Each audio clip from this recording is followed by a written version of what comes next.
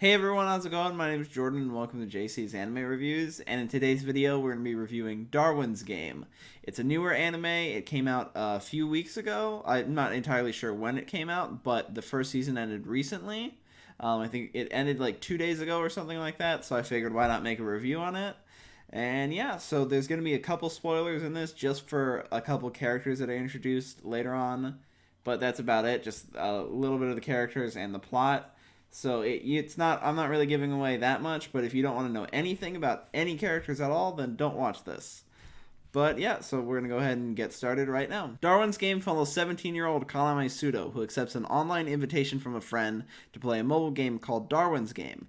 And after launching the game, he begins to realize this is more than just a game, and that you can actually die from playing the game. So the way the game works is you're matched up against an opponent, and you guys have to fight each other in real life, and the last person left alive wins. And when you play the game, you're given something called a sigil. So all the players have this sigil. It's like a special ability. It's a unique ability that each person has. So none of the abilities are the same. They're all different. And yeah, so Kaname vows to clear the game, find the creators of the game, and take revenge upon them. So yeah, it's very similar to Sword Art Online. It's like an AR version of Sword Art Online. If you don't know what AR is, that's augmented reality. That's like Pokemon Go. I don't know if you ever played that game. I used to play that a lot back in like 2017, whatever it came out. I don't remember when. But this show I didn't like that much actually. There's a lot of hype surrounding the show, and like I was reading a couple reviews before I made this review because everyone seemed to really like this show, and I couldn't really find anyone who didn't like it. It was really hard. There was like maybe 2 reviews that I read where people didn't really like it, but I didn't really enjoy this show. Like there are a lot of problems in it, and there are some things that I liked about this, but there were many more cons than there were pros. So in my opinion, it's not an amazing show. It's interesting. I think the concept is interesting, but I think the reason why I didn't like this show so much is that it reminds me of like 3 different things put into one, if that makes sense. It reminds me of Sword Art Online, because the main character kind of wants to do the same thing as Kirito from Sword Art Online. He wants to defeat the creator and clear the game and save everyone from the game. So it's super similar to Sword Art Online. It also reminds me of another anime called Future Diary. I was thinking about the show last night after I watched the season finale last night, and I realized, I was like, these characters in the show feel so familiar, and I can't figure out why. And I started thinking, and then I realized that a lot of the characters are very similar to some of the characters in Future Diary, and the plot is very similar to Sword Art Online. So it's like they took Sword Art Online and Future Diary and put it into Pokemon Go, not Pokemon Go, but an AR game. I don't know, it's not amazing. I think the thing that I like the most is like the abilities that they have. They're really cool abilities. They're interesting, but throughout the show, I didn't really care about any characters. Like, I didn't feel like excited when they would fight and use these abilities. Like they're cool abilities, but I don't know. It's not that great. I was not a fan of Darwin's Game. The characters just, for me, the characters were really plain and like bland. Like they didn't feel very like unique. They just felt like characters that you would see in like a lot of different animes, and that's what really bothered me about it, because the idea is kind of unique, that it's sort of like an isekai, but not an isekai. So like where you get transported to another world. It's sort of like that, because Sword Art Online is similar to that. They're transported to another world and they have to try to survive. But this one, it's sort of like that, but they're in the real world too. So like when they play a match against someone, the people are like, they're almost in their own world where like no one outside of the game can like hurt them. So like the police can't chase them for some reason. They don't explain that at all. They just say it's because they're playing the game. There's a couple other characters introduced later on. There's Shuka, who's like this crazy girl who ends up falling in love with the main character, and she really likes him and is like kind of crazy about him in like a psycho way. And that actually reminds me a lot of Future Diary. The like 2 main characters are pretty much exactly the same as this. The one girl is kind of crazy and likes the one guy. It's pretty much exactly like Future Diary, the relationship that these two characters have. And yeah, she's kind of cool. She uses these like chains to like swing around on. Like, it's like if Scorpion and Spider-Man fused and Scorpion was using his chains to swing through the city. It's kind of like that.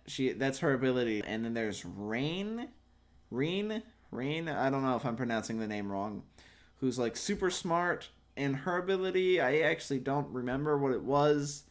It was interesting. I feel like I've seen it somewhere before. I'm not sure where. If you've seen Darwin's Game and you know who Rain is and you've seen that ability somewhere else, let me know. I feel like I've seen it somewhere else. So then there's another character that introduced. There's Ruji? I don't know if I'm pronouncing his name wrong. And his ability, I think his ability was like really bad. I think he could tell if someone was lying or something like that and just use guns. So like I would call him the gun guy because I could not remember his name at all and they like never said his name. So yeah, and then there's Sue, who uses like she can use this like water power, and yeah, she can control water, but I don't know, they're not very good characters. And actually I'm reading their names off of like the Wikipedia on my laptop right here because I could not remember the characters at all. Like I would just refer to them as like gun guy or water lady or smart person or crazy lady. Like I didn't refer to them as their names because I could not remember their names at all. I could only remember Kaname because they say his name like 100 times throughout the show. Like, that's the only one I can remember. Everyone else is just like, I forgot about them, and they're just... The only, like, characters that are really important are Kaname and Shuka. The rest are, like, they end up becoming friends with Kaname, and they join him, but they're just, like, there, and, like, they don't focus too much on those characters at all. They're just a part of their group and they help them. And yeah, and there's a couple of points where the anime starts feeling rushed. It's about, I forgot where it is, like about like episode 7 or 8, I want to say, is where it just like changed and all of a sudden seemed like it was trying to rush really fast through all of it. It was really weird. They just like switched it and it just seemed to go really fast. I don't know. And yeah, it's not amazing. There's a choice that a character makes later on in the anime that I wasn't a fan of. They make a choice and it makes you question all the other decisions they made before that. And that was probably my biggest problem with it. I can't talk about it because it'll spoil it. But yeah, I don't know. I didn't really like this anime. I don't really understand all the hype about it, but yeah, I hope that maybe you'll enjoy it. Yeah, I can't think of any other problems I had with it. I don't know. I think I actually liked the first episode. So the first episode, I was kind of into it. I was unsure, but then it just slowly started. I don't know. It wasn't very good. Like I don't know. I still didn't care about any of the characters, but I thought the first episode was kind of cool. So yeah, it's an interesting concept, but I think that the way they went about it and the way they did it was not the best. Like, I feel like this could have been really cool, but just, I don't know, the way they did everything and the characters in it were so boring. Like, I wouldn't mind everything else. If all the characters were really, really good, I would not care about the other problems that I had with it. It's just the characters, like, you need good characters, or else like a good or interesting story will not work very well. The characters just, I did not like the characters. We'll see what the second season is like. I'll probably watch it. So yeah, you can watch Darwin's Game on Funimation and Crunchyroll, but Funimation has all the episodes where Crunchyroll has like 6 right now. But yeah, if you want to check it out, I'll put links in the description to where you can watch Darwin's Game if you are interested in watching it. I was not a huge fan of it, but yeah, maybe you guys will like it. I'm going to give Darwin's Game a D. And that's actually kind of funny because they refer to the game as D-Game instead of Darwin's Game, because they say that you can't say it out in public because someone who doesn't play the game like can't know about it. It's weird though, because if you say if I'm out in public and I play Darwin's game and I say the word Darwin's game out loud, no one's gonna know what I'm talking about. So I mean, it's the same thing with the game. They're gonna be confused either way. I don't know. It's an okay anime. If you guys want to check it out, links in the description for where to find it. Funimation, Crunchyroll, wherever you want to watch it. But yeah, if you're a fan of Sword Art Online, I could see you liking this anime. And yeah, that's about it. If you haven't seen Sword Art Online and Future Diary, you would probably enjoy this a lot more because the characters wouldn't seem like familiar. They would seem more unique. And yeah, I don't know, but still, I didn't enjoy it. I might have liked it a little bit more if I didn't watch those two.